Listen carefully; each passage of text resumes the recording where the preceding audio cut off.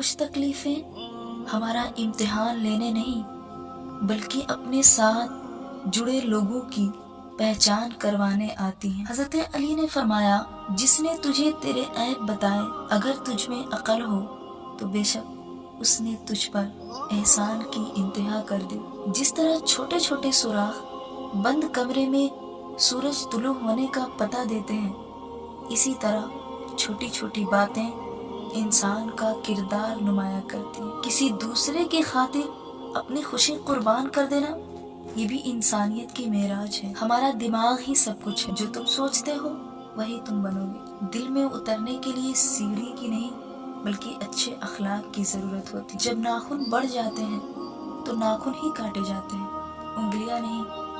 ٹھیک اسی طرح جب کسی رشتے میں غلط فہمیاں پیدا ہو جاتی ہے تو غلط فہمی ختم کرنی چاہیے، رشتہ نہیں۔